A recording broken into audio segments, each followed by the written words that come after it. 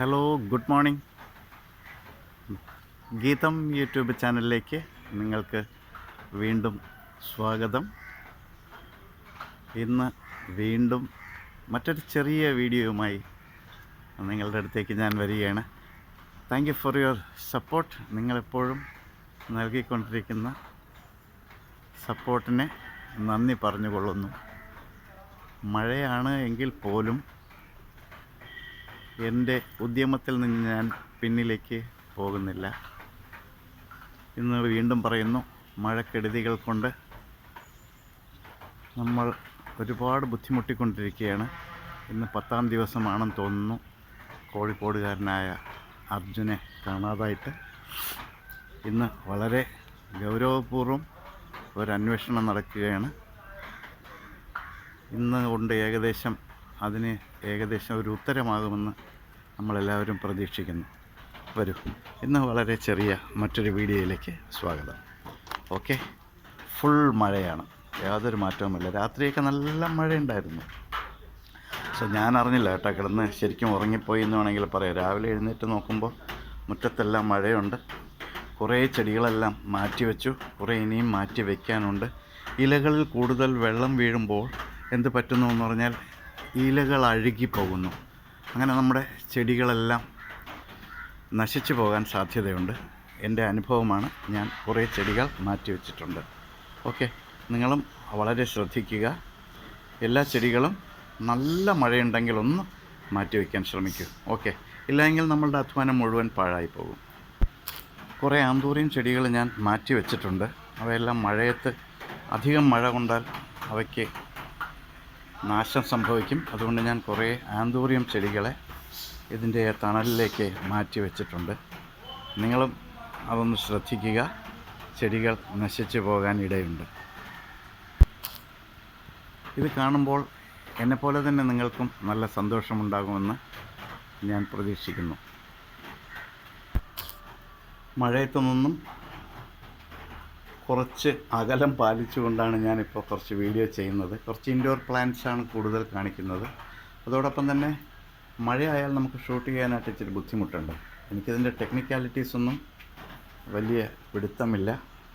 ഒരു എഡിറ്റിംഗ് ഒന്നും എനിക്കറിയില്ല, അതൊരു സത്യമാണ്. അപ്പോൾ ഇത് ഞാൻ ഡയറക്റ്റ് കിട്ടുന്നതാണ് ഞാനെല്ലാം ചെയ്തുകൊണ്ടിരിക്കുന്നത്. ഒരുപക്ഷെ കുറച്ച് നാൾ കഴിയുമ്പോൾ എനിക്കിതിൻ്റെയൊക്കെ എല്ലാ ടെക്നിക്കൽ സൈഡും പിടികിട്ടും. അന്ന് കുറച്ചുകൂടെ നല്ല വീഡിയോസ് കാണിക്കാം. അതുവരെ എന്നോടൊപ്പം ഉണ്ടാകുമെന്ന് ഞാൻ പ്രതീക്ഷിക്കുന്നു. ഓക്കെ,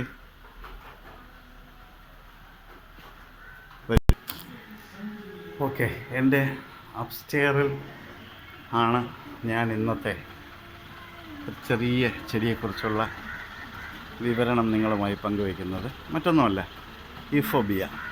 ഇത് യൂഫോബിയ എന്ന് പറഞ്ഞാൽ പല പേരുകളിൽ അറിയപ്പെടുന്നു. ഇതിൻ്റെ വെറൈറ്റീസും ധാരാളമുണ്ട്. ഇത് ഒരു തരം യൂഫോബിയാണ്. ഇതിൻ്റെ ലീഫ് കണ്ടോ, നല്ല വെള്ള കളറാണ്. ഇതിൻ്റെ എഡ്ജിന് മിഡിൽ പോർഷനിൽ കാണുന്നത് പച്ച കളറാണ്. ഇത് പ്യുവർ ഗ്രീനാണ്. ഇതൊരു മറ്റൊരു തരം യൂഫോബിയാണ്. ഇത് ഞാൻ എൻ്റെ അപ്സ്റ്റെയറിൽ ഇതിൻ്റെ തൂണിലേക്കാണ് വളർത്തി വിടുന്നത്.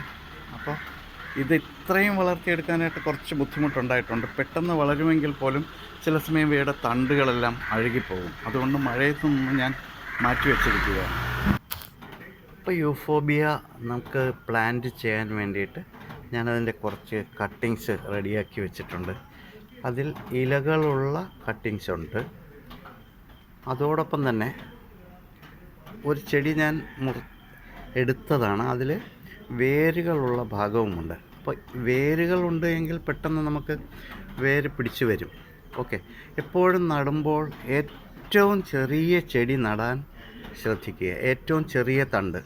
ഇത് ഒരു പ്രത്യേകതയുള്ളത്. ഇത് കണ്ടോ, ഇതിൻ്റെ തണ്ട് നല്ല ഉറപ്പുണ്ട്.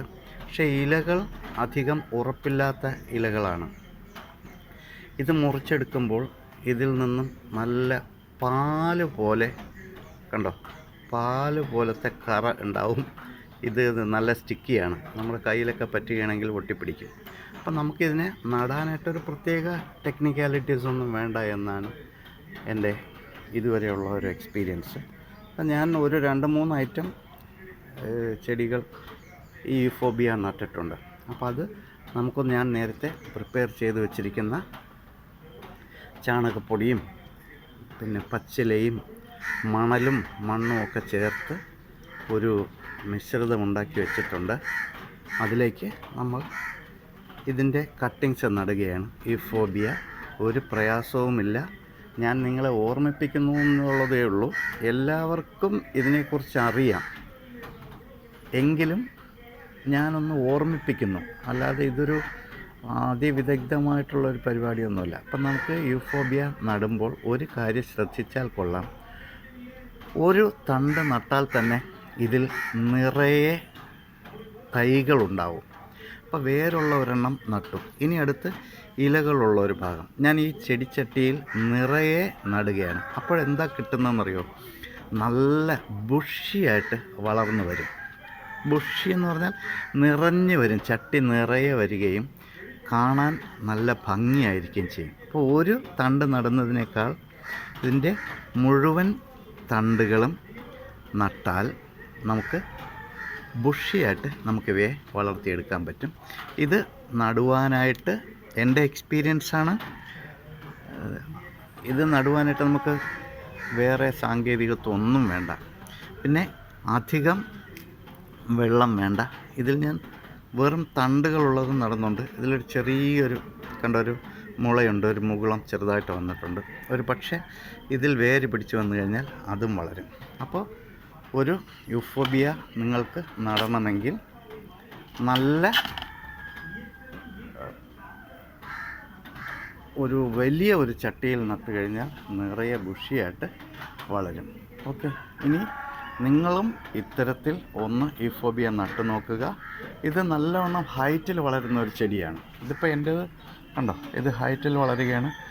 ഞാൻ ഇതിൻ്റെ ഈ പില്ലറിലേക്ക് വളർത്തിയെടുക്കാൻ വേണ്ടിയിട്ട് ഇങ്ങനെ ചുറ്റുപാടും നിർത്തിയിരിക്കുകയാണ്.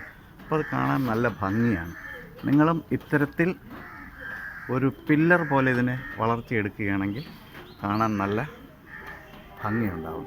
സോ നിങ്ങൾക്ക് ഈ വീഡിയോ ഇഷ്ടപ്പെട്ടുവെങ്കിൽ സപ്പോർട്ട് മീ. എൻ്റെ ഗീതം എന്ന യൂട്യൂബ് ചാനലിനെ സപ്പോർട്ട് ചെയ്യുക. നിങ്ങളുടെ സപ്പോർട്ട് പ്രതീക്ഷിക്കുന്നു. ഞാൻ വീണ്ടും പറയുന്നു, ഒരുപാട് ടെക്നിക്കാലിറ്റീസിൻ്റെ കുറവുണ്ടാകും. ഞാനിത് സ്ട്രെയിറ്റായിട്ട് തന്നെ ഷൂട്ട് ചെയ്തുകൊണ്ടിരിക്കുകയാണ്. ഇതിൽ എഡിറ്റിംഗ് ഒന്നും എനിക്കറിയില്ല, അതുകൊണ്ടാണ്. Okay, thank you. Have A nice day. Please support me. നമുക്ക് വീണ്ടും മറ്റൊരു ചെറിയ വീഡിയോയുമായി അടുത്ത പ്രാവശ്യം കാണാം. Thank you all. Thank you and welcome all.